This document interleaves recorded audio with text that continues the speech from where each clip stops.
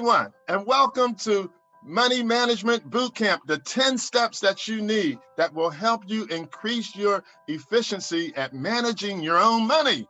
I'm Reverend Dr. Charles Butler. I'm Vice President of Equitable Development with Harlem Congregations for Community Improvement. And we've been looking at, for the last few weeks now, how you can increase your money by saving. Most people aren't getting an increase in their job and their wages, but you can save. The average individual that has gone through our program without an increase on their salary has saved an average of $3,500 a year. That's nothing to sneeze at.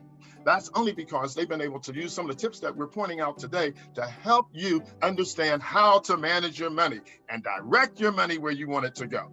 The first week, and you remember in step 1, we talked about self-examination and self-awareness, understanding that you have been the problem by not having the discipline and the desire to direct your money and just letting it go all over the place.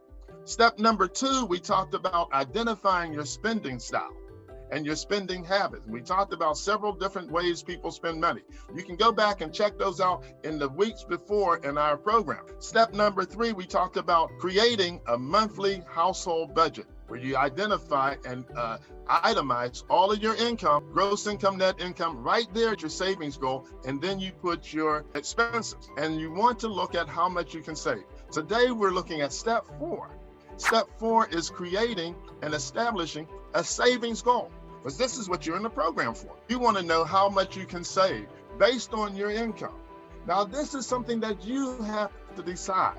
You have to decide how much you can save, how much you want to save out of your monthly gross income, out of your monthly net income. Before you deal with any of your monthly living expenses, you want to save. Because if you wait until after you spend all of your money and doing all of your expenses, you may not have any money to save. Most people, in the way we used to initially start the program, was pay all your expenses, and then when people would go to save, they would only have $3 or $4 left. I said, man, what a bummer. So what they decided and what we have decided and discovered is that you have to pay yourself first. And that's where the savings goal come in. Pay yourself first and be generous in paying yourself first. Don't just say, I'm only going to save $50 a week. No, push yourself. Do an aggressive savings plan. I'm going to save 10, 15, 20% of my pay. Wow. Can you do that? Can you actually save 20% of your pay? Yes, you can. But in order to do that, you're going to have to show some discipline. You're going to have to show some desire and dedication. And that goal might be to buy a house, start a business, I don't know, take a trip, whatever. But you're going to have a goal in mind and a plan.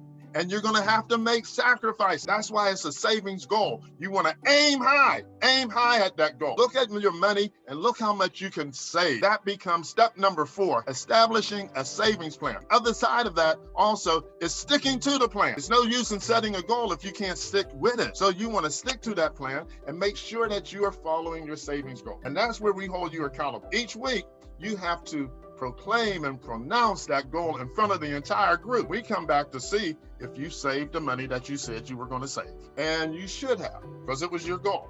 So step number 4, establishing and creating a savings plan. This is Reverend Dr. Charles Butler from Harlem Congregations for Community Improvement. I am the Vice President of Equitable Development, and you have been watching the 10 steps of financial literacy basic boot camp, money management. I will see you next week as we start really looking at some problems of how you're going to shave off the expenses to increase your savings.